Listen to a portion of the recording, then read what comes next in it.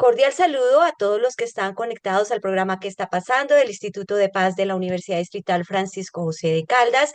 Mi nombre es Sonia Díaz Granados y junto con Cindy Sierra y coordinadora de la línea Territorios, Migraciones y Diásporas, le damos la bienvenida a este espacio de investigación, análisis y reflexión que se emite los miércoles de 8 a 9 de la noche por la 90.4 FM Estéreo, emisora de nuestra institución educativa. Le recordamos las redes sociales en X, Instagram y Facebook como @ipasut, nuestra página web ipasut.udistrital.edu.co y también nos encuentran con nuestra revista Ciudad Pasando con Z en X y en LinkedIn.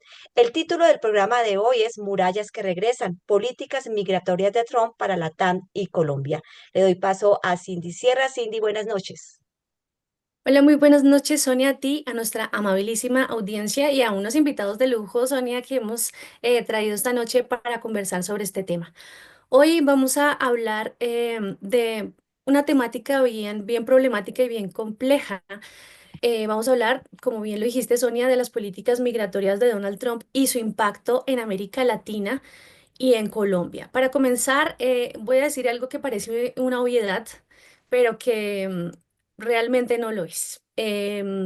La migración hacia Estados Unidos no es algo nuevo. Y ustedes dirán, bueno, pero qué tontería, pero sin embargo tiene un trasfondo. Al parecer, algunas personas han desconocido como esos sitios históricos o esa línea de tiempo que nos trae hasta hoy. Por ejemplo, hay muchas personas que desconocen que en la década del 40 existió un programa migratorio en Estados Unidos llamado el Programa Bracero, que atrajo a más de 4 millones de personas provenientes de México que terminaron erigiendo ciudades enteras y, por supuesto, cultivando la tierra estadounidense. Hacia la década del 60 también vimos una migración cubana muy importante en la que se le otorgaba pues permiso a esta población si lograban salir de su país e instalarse en suelo estadounidense. Esto, por supuesto, con unos intereses detrás, ¿no? La idea era como desprestigiar todo el gobierno de Fidel Castro en su momento. Sin embargo, lo que queremos resaltar acá es que hubo algunas políticas migratorias en pro de la inmigración, o sea, de la llegada de personas hacia Estados Unidos. También en los años 80, por ejemplo, con el trasfondo de las guerras civiles en Centroamérica, miles de salvadoreños, guatemaltecos y nicaragüenses también buscaron refugio en los Estados Unidos y les fue otorgado. Con este pequeño, digamos que, línea de tiempo, no queremos salvar la historia de las políticas migratorias de Estados Unidos, ni mucho menos. Tampoco queremos reivindicar la figura de Donald Trump, sino también poder establecer algunos puntos de referencia de hitos de lo que solía ser la migración hacia Estados Unidos, por lo menos por parte de Latinoamérica, de latinoamericanos, y hablar un poquito también lo que sucedió a partir del siglo XXI, que fue todo lo contrario, ¿no? Lo que hemos visto más bien es una escalada de políticas de control, una criminalización permanente de las personas migrantes, el despojo de derechos hacia estas mismas personas y todo esto bajo la excusa de la seguridad nacional. Por eso, antes de comenzar, hagamos un breve recorrido de este siglo XXI y la manera en que estas políticas migratorias, o mejor, antimigratorias, nos han traído hasta aquí. Por ejemplo, en 2001, bajo la administración de George Bush, se creó el Departamento de Seguridad Nacional. Ustedes saben, a partir pues, de los atentados del 11 de septiembre, lo que promovió pues, esta idea anti-musulmana, ¿cierto? Anti-Medio Oriente, y todo el tema de la xenofobia que siempre ha estado muy marcada en estas políticas. En 2006, Bush también creó la Secure Fence Act, que fue un acto legislativo en el que, bueno, precisamente se autorizó la construcción de más de 1.100 kilómetros de muro de frontera con México y se reforzó pues esta idea del migrante como un intruso. De 2009 a 2016, durante el gobierno de Barack Obama, que fue un gobierno como ambiguo en la figura que trató de consolidar y de exponer, se dio una paradoja importante. Porque por un lado estaba el programa DACA, que era una subvención a jóvenes que estaban indocumentados, pero al mismo tiempo se alcanzó un récord histórico de más de 3 millones de deportaciones, lo cual pues le dio o le permitió a él llevarse el título de deportador en jefe, aunque quería transmitir la imagen completamente contraria de él. En el 2017 ya tenemos el primer gobierno de Donald Trump y desde el primer día de su campaña, pero también tras décadas de su vida política, económica y también como dueño de los medios, Trump ya venía lanzando una ideología alrededor de la xenofobia, ¿cierto? De las políticas antimigratorias y por supuesto en su gobierno prometió construir un muro y además hacer que México lo pagara. De 2017 al 19, Trump implementó la política de tolerancia cero, que llevó a la separación forzada de más de 5.400 niñas y niños migrantes de sus padres. Muchos de ellos aún no han logrado la reunificación familiar.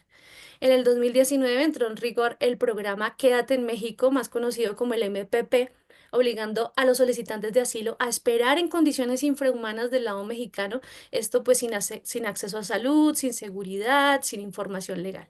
Ya en el 2020 activó una política que llamó el Título 42, que le permitió expulsar a migrantes sin siquiera escuchar sus solicitudes de asilo bajo el pretexto pues de la pandemia, ¿no? Del pretexto de la seguridad sanitaria. Y esta política se mantuvo vigente hasta 2023 bajo el gobierno de Biden, provocando casi otra vez 3 millones de expulsiones inmediatas.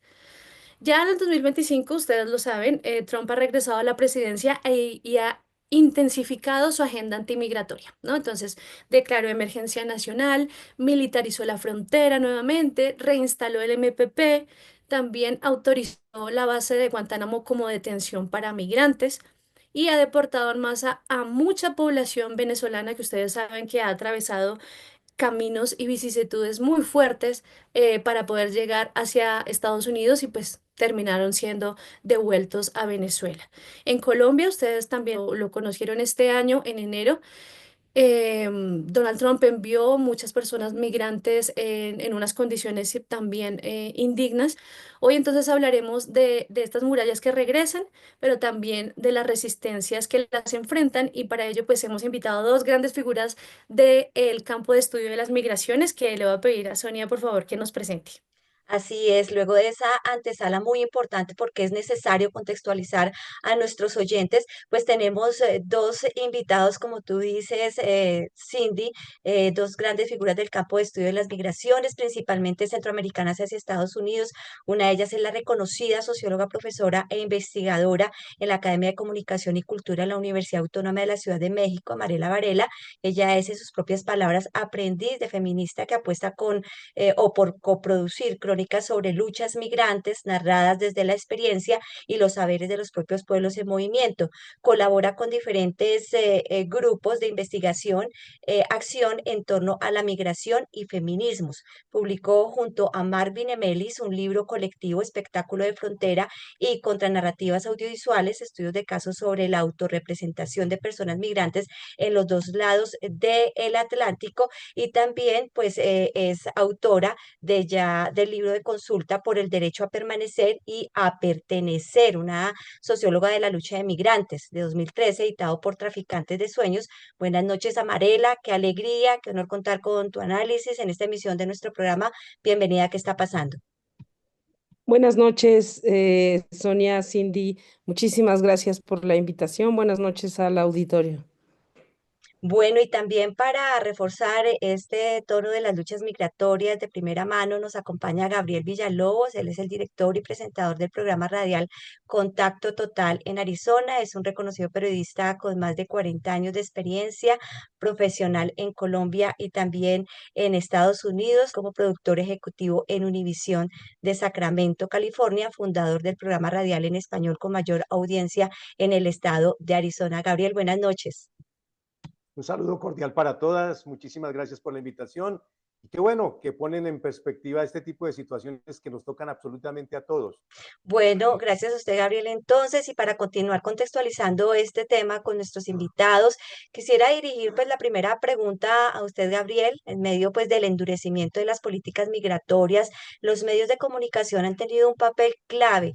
Algunos visibilizaron las violaciones a los derechos humanos, mientras que otros reforzaron narrativas de miedo. asociando migración con criminalidad o invasión.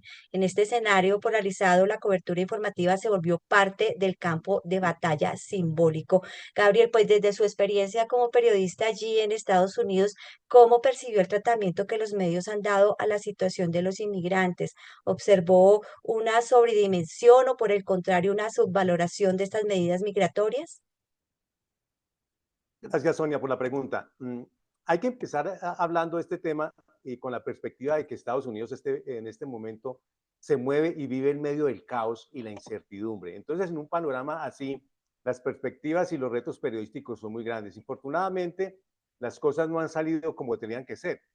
Cuando hablamos del cuarto poder enfocado en el periodismo y en los medios de comunicación, tendrían que haber librado una batalla sin cuartel en este caso, pero ya nos hemos dado cuenta que las diferentes dinámicas por las cuales se está viviendo, medios en poder de los multimillonarios, las redes sociales y otro tipo de cosas han distraído muchísimo la situación y han llevado a que esto se convierta más en un circo mediático, que yo creo que le ha permitido a Donald Trump pues enfocarse mucho más en lo que quiere, ¿no? Las políticas antimigrantes, racistas, se han convertido en el caballito de batalla de Trump, primero para llegar a la presidencia de su primer mandato, ahora para ganarla. Hay que tener en cuenta que Trump tenía una perspectiva clara.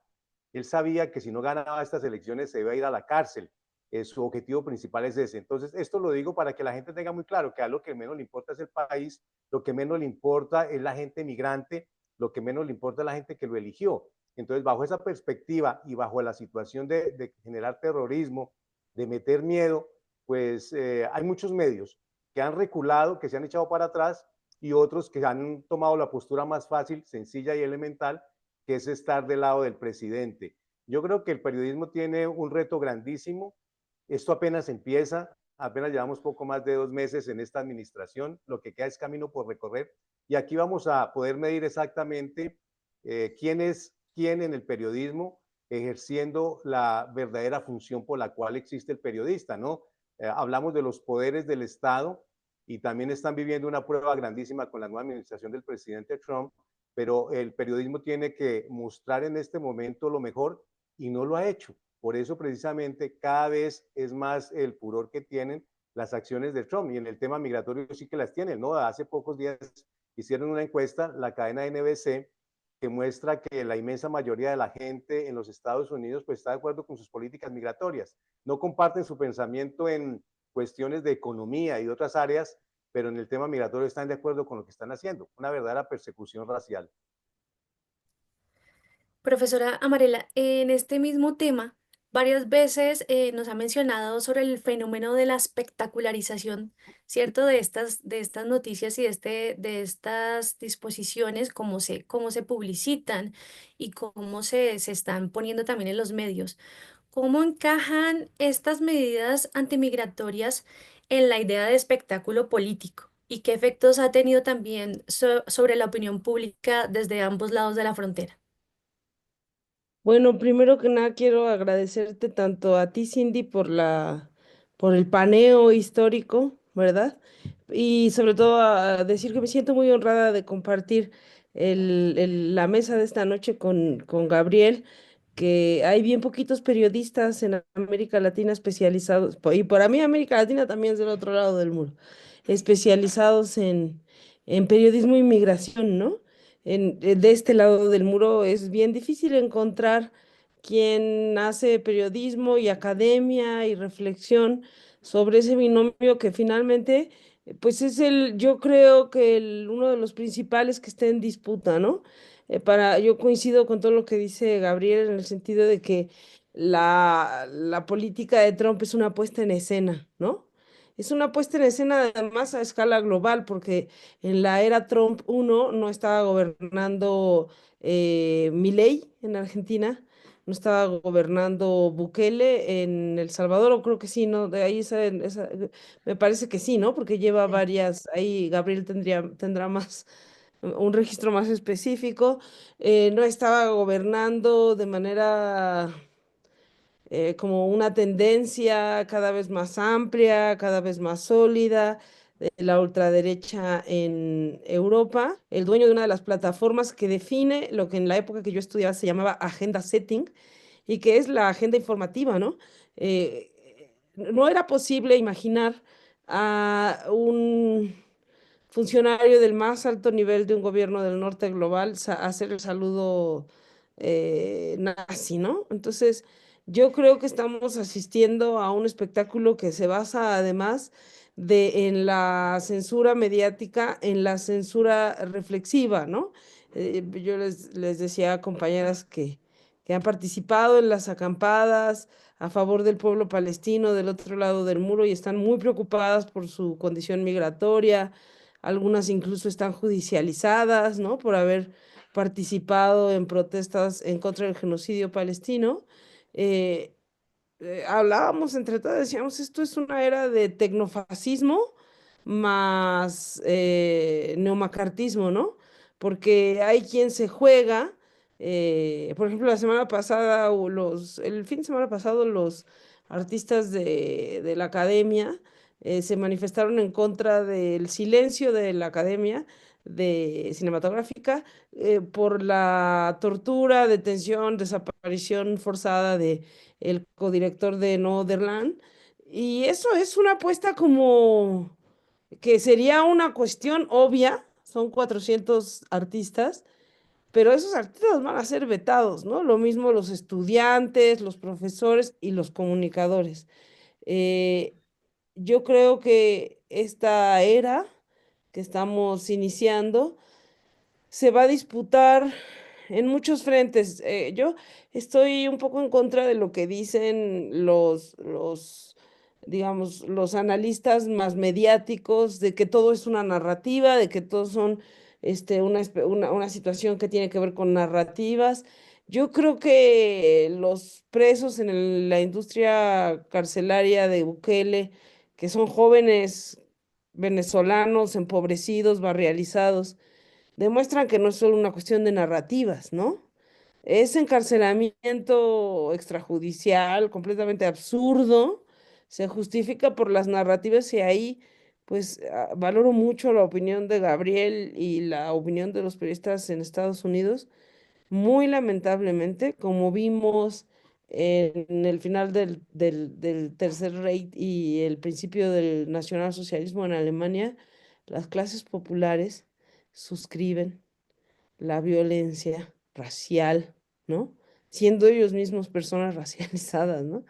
Eh, Creo que es muy, muy preocupante el apoyo popular que este señor Trump y toda su maquinaria neofascista tienen de ese lado del muro y que se justifica por las acciones, que son las detenciones espectacularizadas, pero también por las narrativas, ¿no?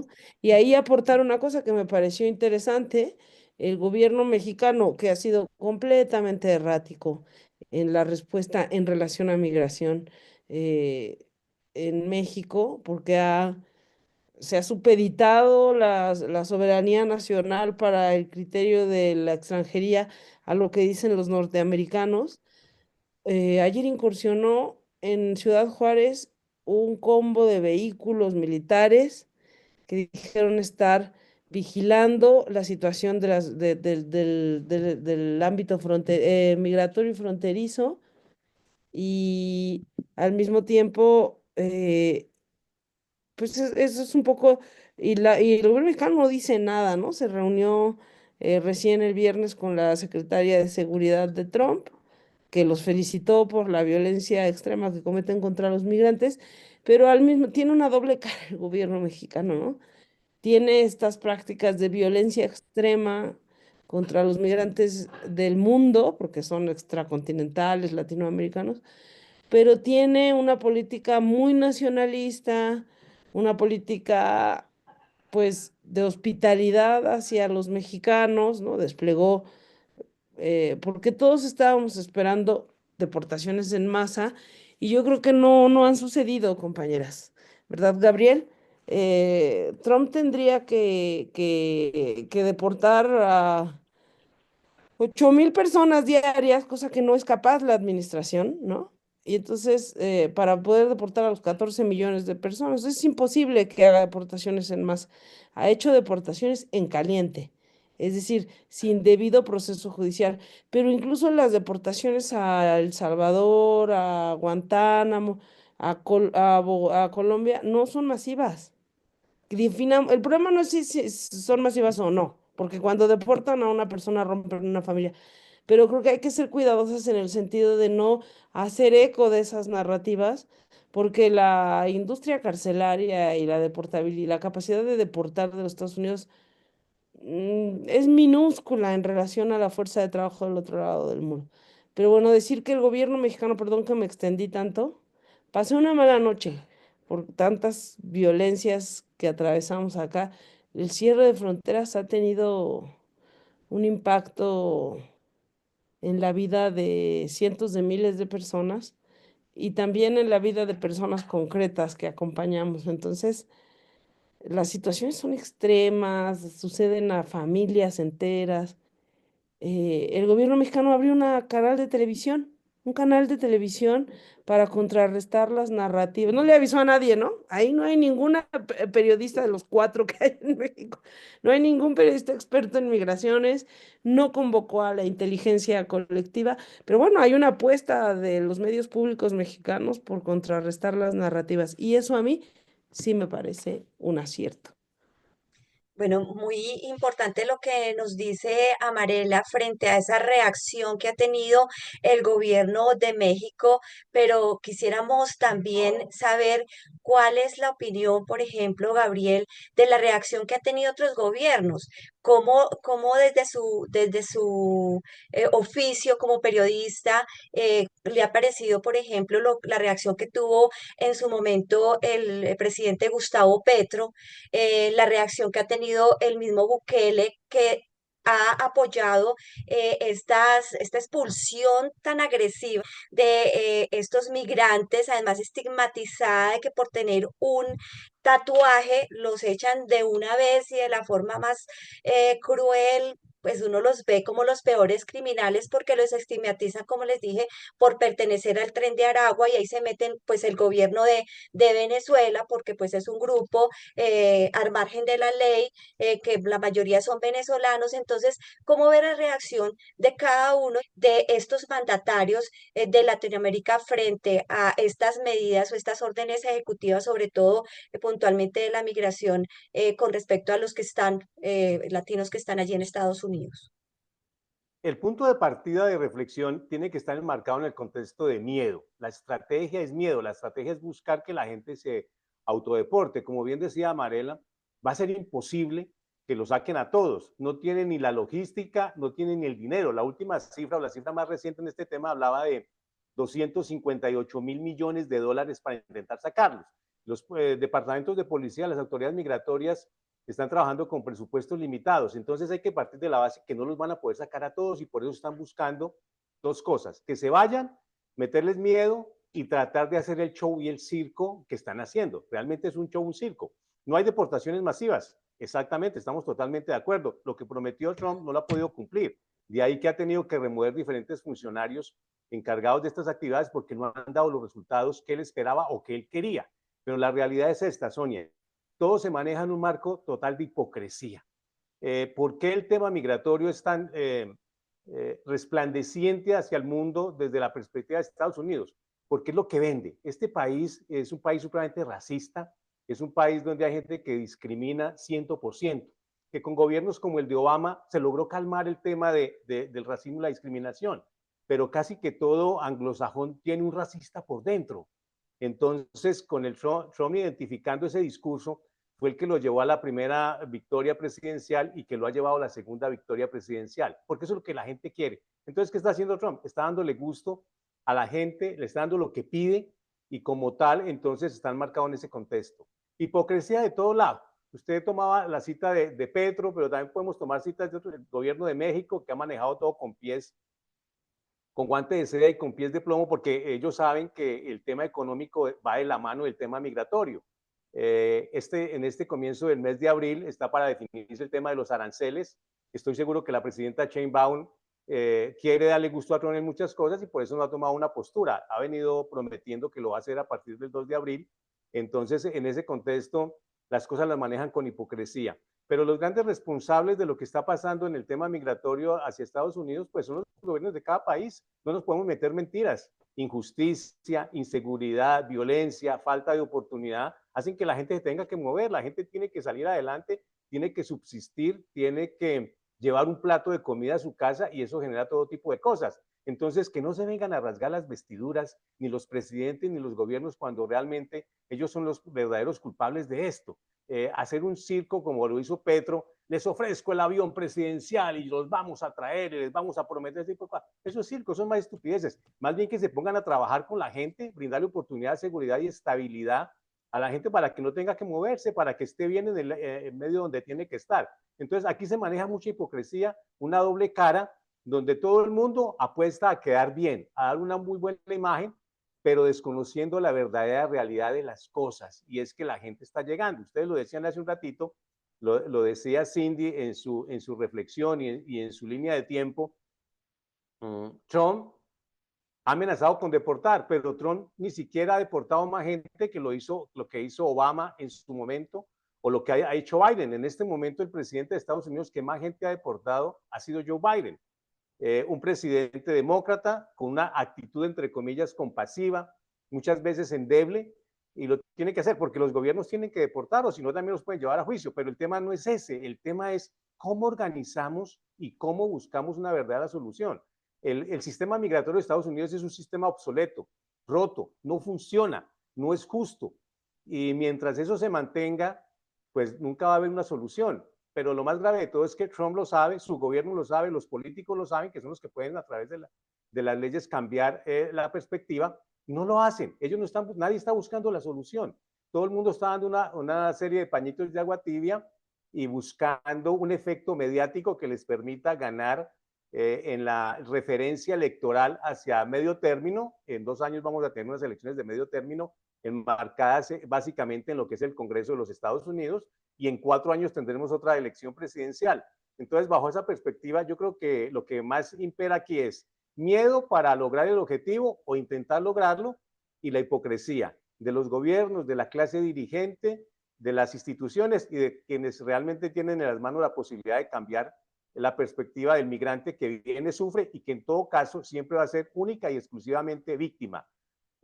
Sonia, Cindy, Amanera, yo les puedo decir claramente que los que menos quieren inmigración indocumentada son los mismos migrantes indocumentados, porque ellos son víctimas en todo sentido, en todo momento, desde el momento que salen de su país con falsas promesas, los traficantes de personas que les prometen esta vida y la otra, que les cobran esta vida y la otra, llegan aquí.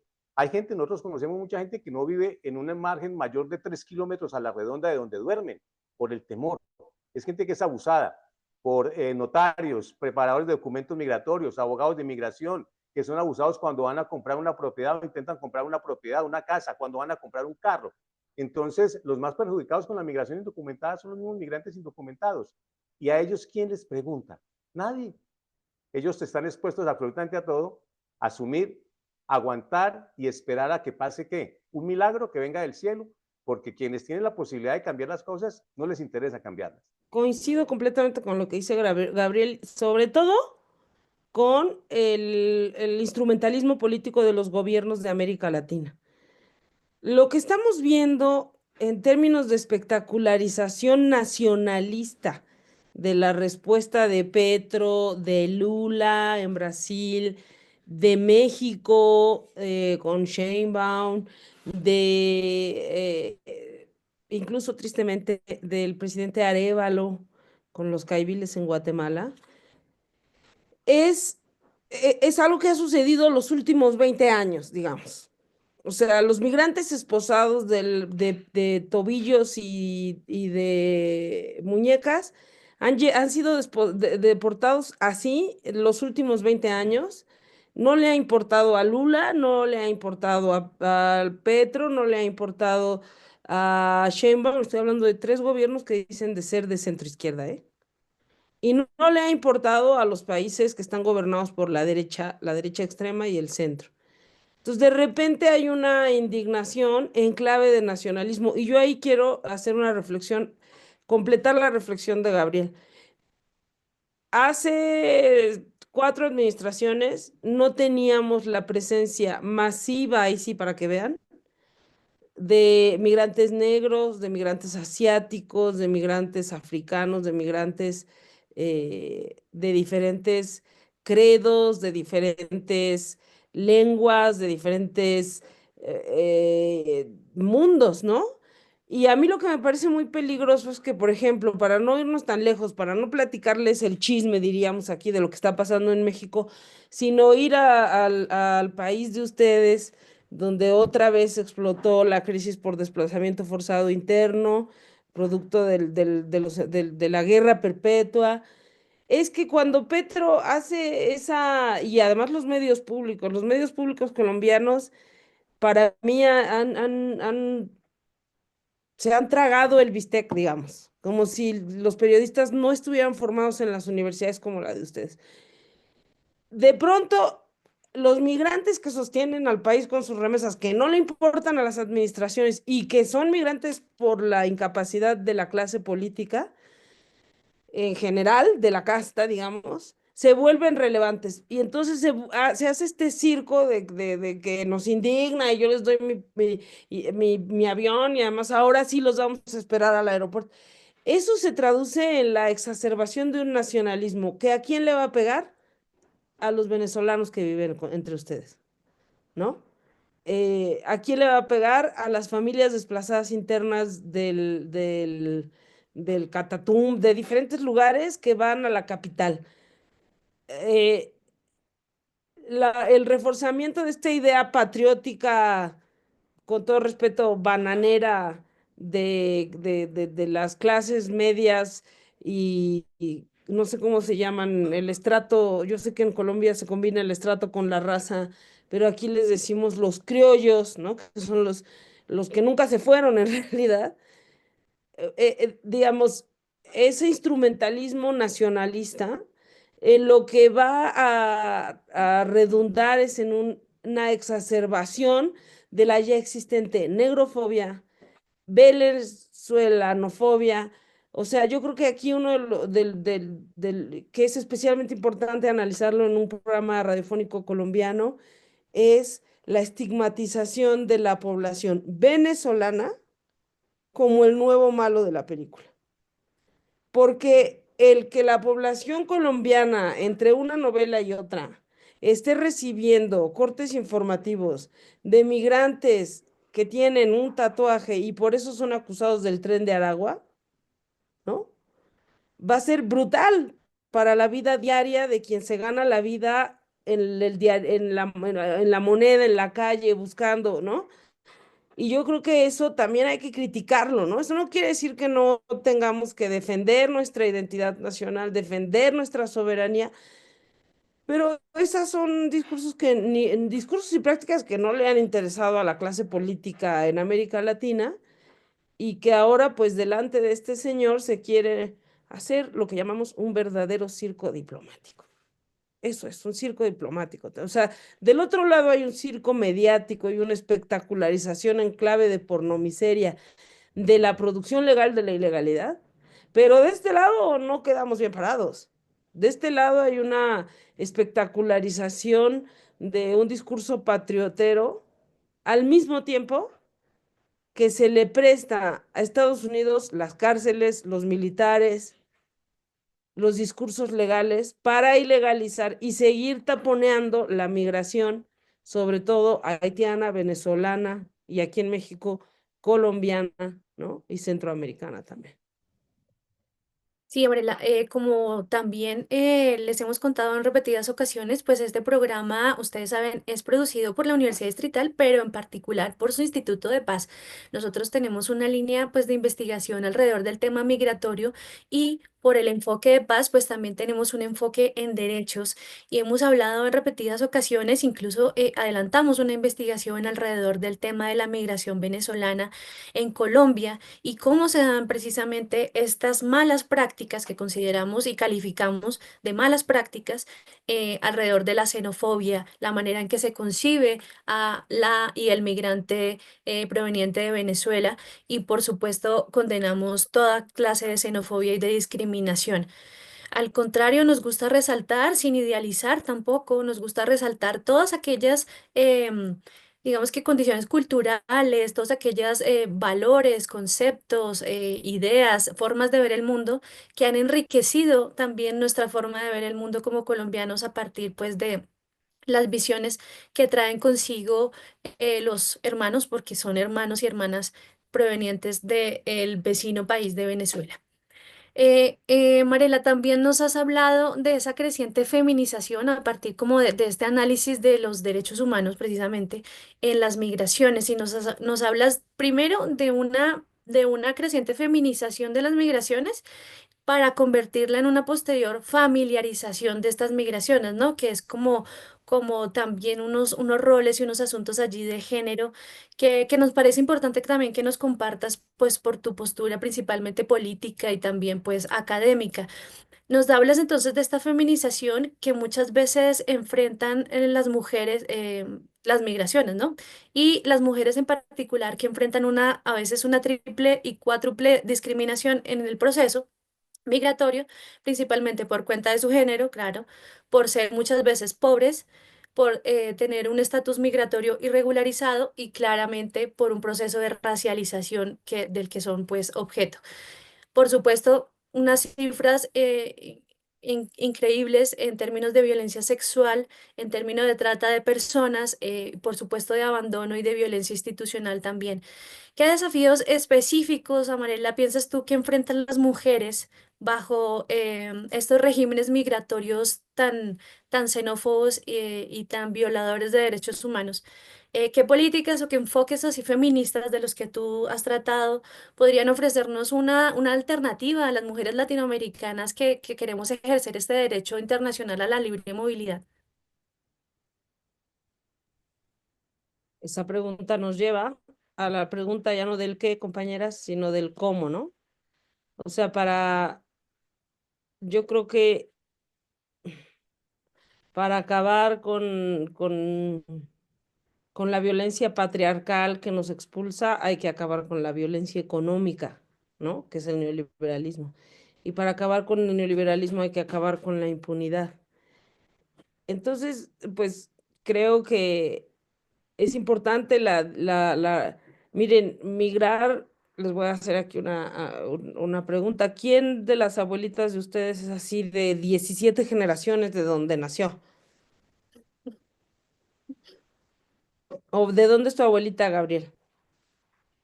Mi abuelita es colombiana, mi familia es ¿Pero colombiana, de dónde de Colombia? de Cundinamarca, Sí, ¿Y claro. de dónde? Bogotá, de De Bogotá. Bogotá. ¿Y dónde creciste tú? Yo crecí en Bogotá. Qué raro. Aquí tenemos un espécimen de alguien que sus ancestros Siempre nació me han en dicho que una soy tierra. raro, sí, exactamente, que soy extraño. No, pero Exacto. sí, está enmarcado en un contexto diferente. Yo creo que tal vez por la formación nuestra, de nuestros padres, no es la tónica general, no es lo normal y cada vez es menos normal ese carácter, ¿no? Los grupos familiares que se tienen que romper por necesidades, Claro. por persecución, por seguimiento, ¿no? Sí, es que lo vemos, en mi caso, mis papás, llanera y santanderiana, y yo bogotana. Claro, Ya mis hijos son claro, Está. bogotanos, exacto, claro. pero vienen de otros lados. Sí, los Exacto. otros son hechos excepcionales. Sí. Exacto. ¿Y Cindy? Mis abuelos de Boyacá y yo también bogotana. Ahí está, porque entonces mi abuela era indígena de Puebla, que es una ciudad a 3 horas, y yo ya soy de la Ciudad de México, ¿no? Y mis sobrinas están en California. Entonces, lo nuevo no son las migraciones de mujeres, porque las migraciones de mujeres siempre han existido, desde que cruzaron el estrecho de Bering, ¿verdad? Lo nuevo es la mirada feminista en las migraciones. Y sí hay un giro que cambia en los setentas, porque de ser puros varones los que emigraban, o de ser puras jefas de familias monoparentales, empezamos a ver migrar a mujeres como la promotora de la cadena migratoria. Se va no detrás del varón para reagruparse, se va con un proyecto migratorio propio. De ahí pasan 3 décadas, compañeras, 4, que son las mismas del neoliberalismo, y vemos en la ruta ya no solamente migrando a mujeres solas, sino a mujeres con sus hijos, y con sus madres, y con sus sobrinos. ¿Eso por qué? Porque quedarse en El Salvador es igual de peligroso. Vas a acabar en la cárcel siendo un varón joven en El Salvador por la política de reclutamiento, por la política de encarcelamiento. Entonces, las madres se llevan a sus hijos para que no los coseche Bukele hoy, y hace 10 años para que no los cosechara la Mara, ¿no?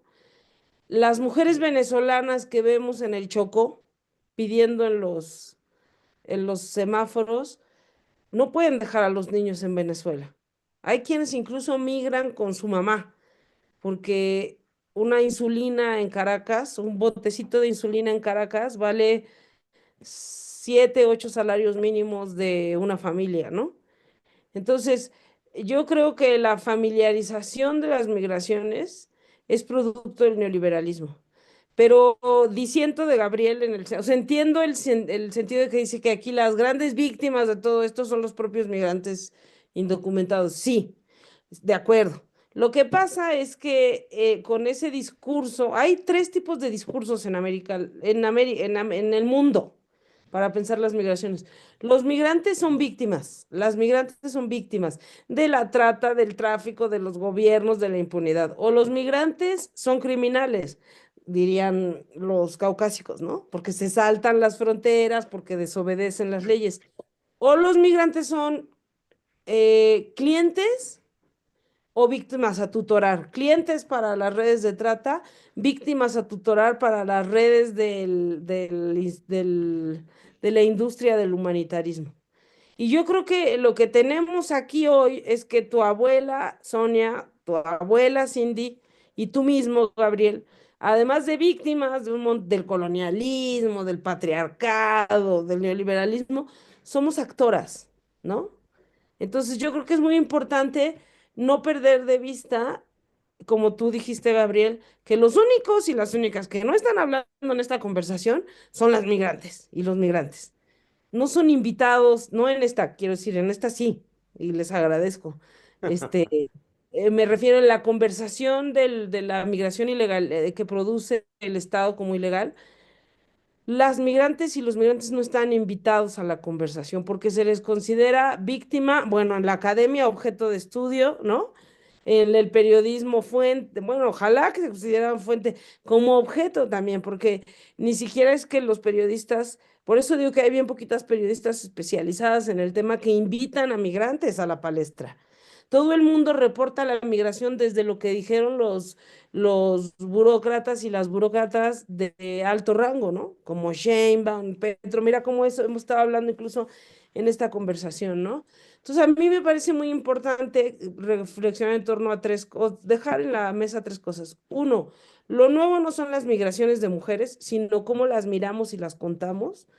2, esas mujeres, además de víctimas de la violación sexual, víctimas de la producción legal de la ilegalidad, víctimas de sus propias parejas, de la impunidad patriarcal, son actoras políticas que transforman al migrar su realidad y las de sus comunidades. Y para mí, el hecho de que una madre venezolana de Mérida atraviese la frontera, la desafíe hacia Colombia, se quede en Bucaramanga o se quede en Bogotá, el hecho de que migre con sus hijos para poderles comprar leche, para poderlas vestir, para que su hija joven universitaria pueda criticar al gobierno venezolano sin acabar en la cárcel como falsa positiva, Para mí eso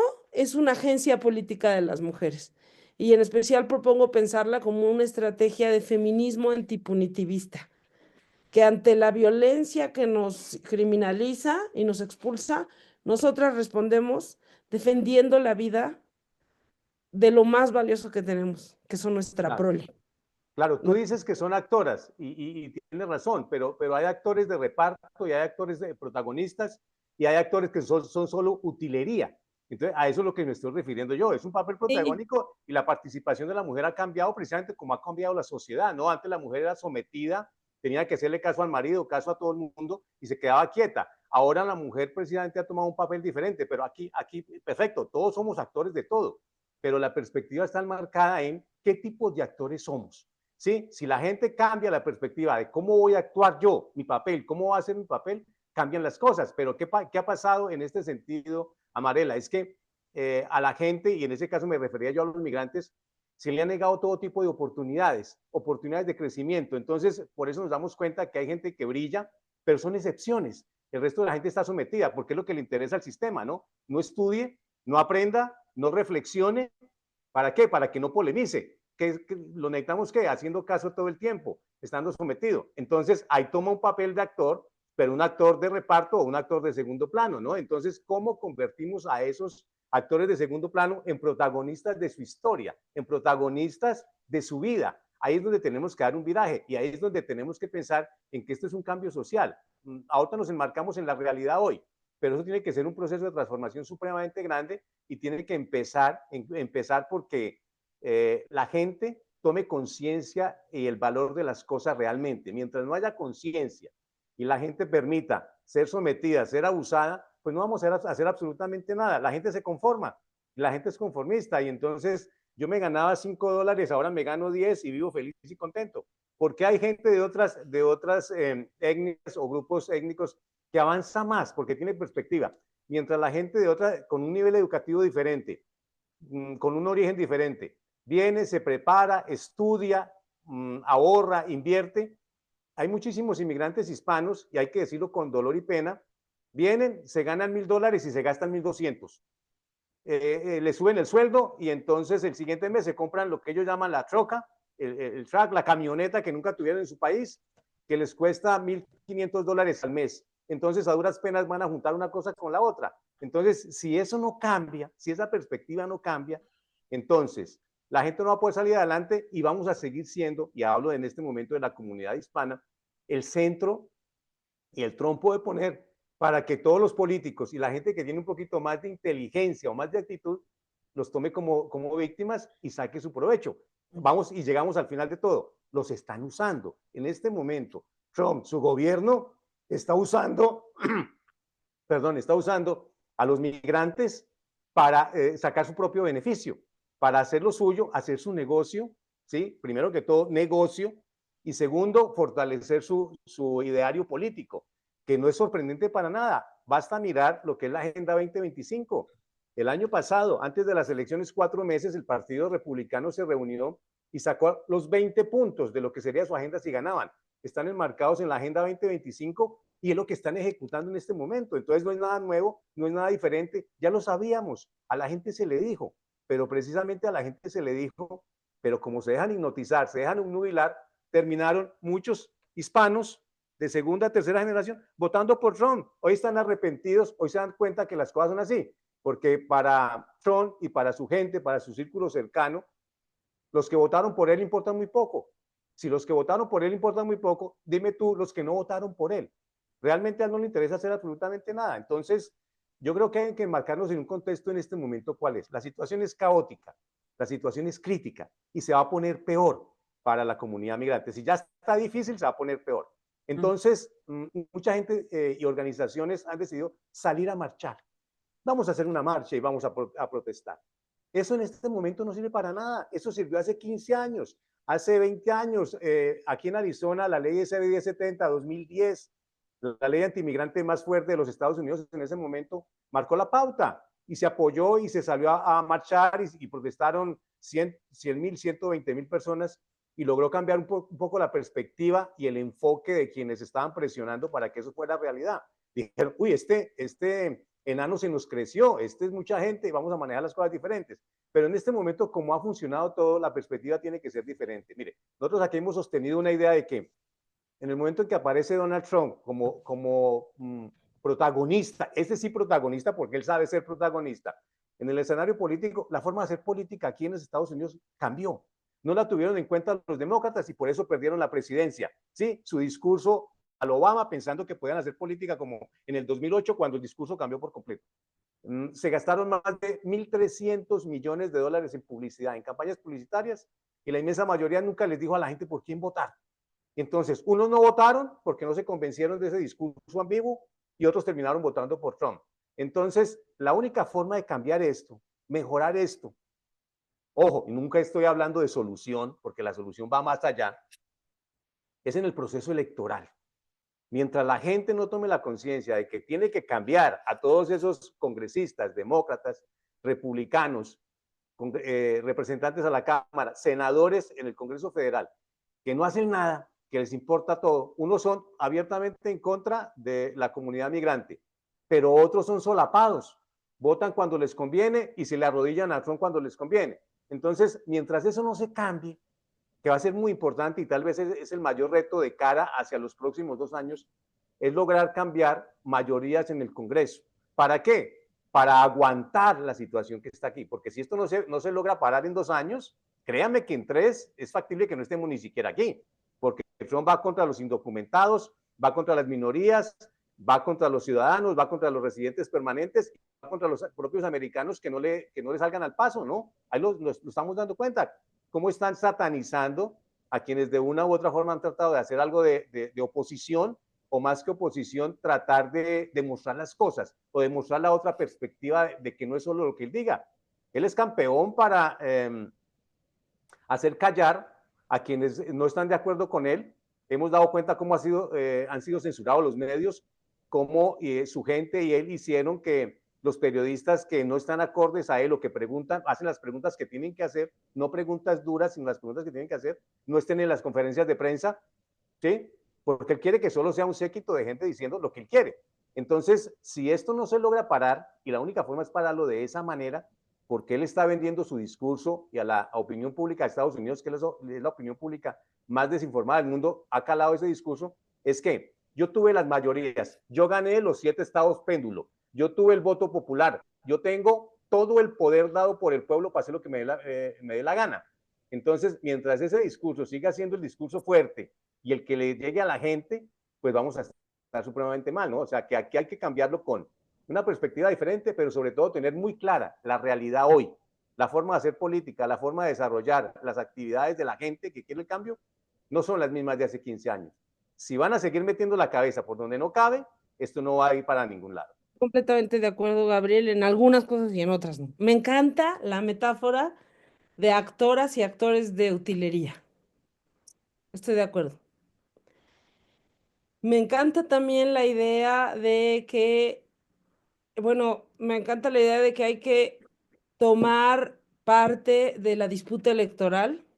Me cuesta un poquito suscribirla porque el sistema norteamericano no es una democracia directa como, ¿no? Como nuestros modelos, que por otro lado no funciona. Cuando tus hijos y los míos se encuentren 70 años después, Gabriel, mis hijos le van a decir, hay una nueva dictadura perfecta que se llama Morena y duró como el priismo otros 70 años en el poder, porque la Virgen gente, Santísima. sí, sí, o sea, estamos en ese momento, ¿no?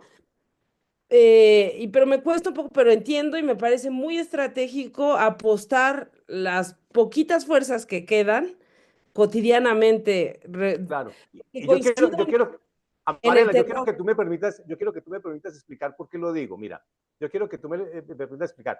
Yo voy a poner el caso de Arizona, el estado donde nosotros estamos. Este Sí. estado, por años, por décadas, fue exclusivamente republicano. Exclusivamente republicano. Mejor dicho, no había absolutamente nada que hacer. Entonces, con un trabajo de concientización y de ver la gente, la cruel realidad, este es un estado que en este momento tiene 2 senadores demócratas, ¿sí? 2 senadores demócratas, una gobernadora demócrata, un secretario de Estado demócrata y las alcaldías de las ciudades más importantes del Estado son demócratas. ¿Cómo se logró ese cambio? ¿Cómo se logró ese cambio? A partir de lo que yo estoy hablando.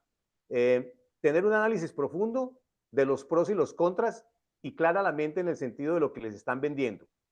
La gente se hastió de lo que estaban vendiendo los republicanos como tal. Se cansaron de las acciones antimigrantes abiertas. La ley SB 70, el alguacil Arpaio, que se hizo mundialmente famoso por sus operativos, ese sí hacía redadas masivas a la hora del noticiero, a la hora de que los canales lo entrevistaran en vivo y en directo, ¿sí? A la promulgación de leyes que terminaron afectando a toda la gente. Aquí, en esa cadena de dependencia, aquí hay anglosajones que pensaban que a ellos no les iba a tocar nunca el caos. Dueños de restaurantes, en los sitios más exclusivos donde solo iban blancos de ojos azules. Ah, no, a mí no me importa que estén sacando a sus inmigrantes indocumentados. A mí no me importa eso, a mí que lo saquen. Cuando no se dieron cuenta que ese inmigrante indocumentado es el que le limpiaba su restaurante o que trabajaba en su cocina o que era el distribuidor de los vegetales que necesitaba para preparar sus productos. Entonces, cuando se dieron cuenta de eso, de que les estaba tocando el bolsillo, de que les estaba perjudicando el negocio, entonces ahí sí cambiaron. A eso me refiero yo en el tema de cómo se tienen que generar los cambios. A partir de la necesidad, a partir del sufrimiento, porque esa es una de las cosas, este es el país de las oportunidades. Y hay gente que ha tenido tantas oportunidades que piensa que ya no lo va a tocar absolutamente nada malo, que están por encima del bien y del mal, cuando realmente esta es una dependencia total y absoluta unos de otros. Los inmigrantes indocumentados, los inmigrantes hispanos hacen el trabajo que los gringos no quieren hacer. No, aquí, esa es la peor mentira que le pueden decir, es que vienen a quitarle los empleos a los norteamericanos, a la gente de aquí. Eso es falso. Los inmigrantes indocumentados son los únicos que trabajan de sol a sol, que trabajan en los campos de producción, que hacen lo que los nativos no pueden hacer o la gente de aquí no quiere hacer, que limpian los baños, que arreglan las casas, que trabajan de sol a sol en Arizona con temperaturas de 120 grados en época de remodelación. Eso es lo que hacen los inmigrantes. Entonces, aquí nos tenemos que dar cuenta que todos somos dependientes de todos. ¿Ves? A ver, Gabriel, ya nos queda muy poco tiempo, démosle paso ya para terminar a Amarela. Yo quiero terminar, sí, o sea, coincido completamente también abono, Gabriela, a la conversación que hace 20 años la gente salió masivamente y ahora yo estuve en una visita en Chicago y el hijo de una mujer que participó en las protestas de la primavera migrante del 1 de mayo en Chicago estaba muy asustada de que su hijo tomara parte de las protestas contra Trump, pero también estaba muy triste porque le decían, nosotros apostamos todo, nos dejamos ver, nos manifestamos y las organizaciones que llevaban adelante el cabildeo no consiguieron, como tú dices, actualizar la política obsoleta migratoria. Hay mucho desencanto entre la población migrante, ¿no? Entonces yo creo que coincidimos en la mirada y deberíamos de proponernos quebrar esas cadenas de dependencia, hackear eso de que haya cuerpos que tienen que trabajar a 120 grados y cuerpos que puedan discutir un lunes por la mañana la migración, ¿no? O sea, hay que hackear ese sistema y deberíamos todos de tener derecho a la educación y demás, pero lo que quiero decir es, estoy de acuerdo en que en que hay que ejercer una apuesta por las urnas, pero yo también creo que hay que ejercer una apuesta por la vida cotidiana, por transformar la vida cotidiana. Y sin ánimo, porque tú los conoces mejor, entiendo profundamente tu herida, tu frustración hacia tu propia comunidad. Yo creo que el problema no es el problema, lo que los blancos anglosajones, lo que el Partido Republicano, lo que el tecnofascismo y el neomacartismo, el problema es la brutalización de nuestras comunidades. Y ahí yo creo que a diferencia bueno, nosotras acá tenemos a los pueblos indígenas y sus ejemplos de dignificación, pero del otro lado del muro yo creo que está el ejemplo de las comunidades negras con que estaban brutal, o sea, el sistema animaliza, desechabiliza, ¿no? Entonces, desde apuestas tan concretas como The Black is Beautiful hasta que se lo creyeron, los propios negros, ¿no?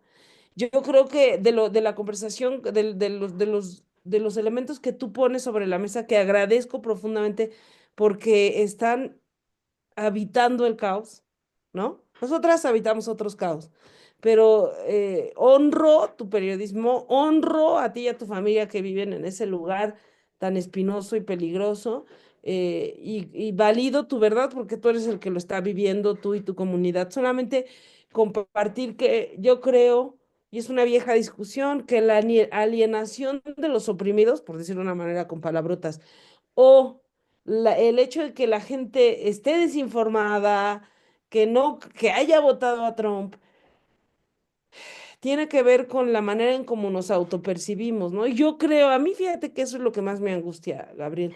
Las infancias y las juventudes latinex que van a tener, que cuando tengan 40 años, hayan sobrevivido a 40 años de odio, ¿no? O sea, yo creo que la experiencia de vivir con estrés permanente, porque puedan, después estábamos comiendo en un restaurante mexicano en La Villita, en Chicago, entró un agente, un detective, Prieto, también el latine, a comprar un café y todo el restaurante se quedó en silencio y la cara de pánico de los adolescentes y los niños, obviamente ciudadanos, porque fueran a levantar a sus papás.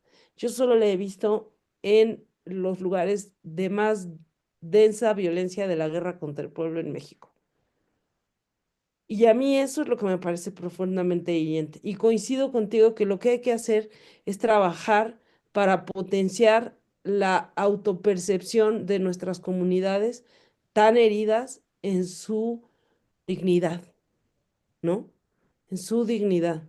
También para combatir, tú dices que todo blanco lleva a un racista adentro, también están bien rudas las violencias interétnicas y el mexicanocentrismo que hay en el gabacho, ¿no? La violencia que se comete contra los centroamericanos por parte de los propios latinex, contra los colombianos, contra los venezolanos.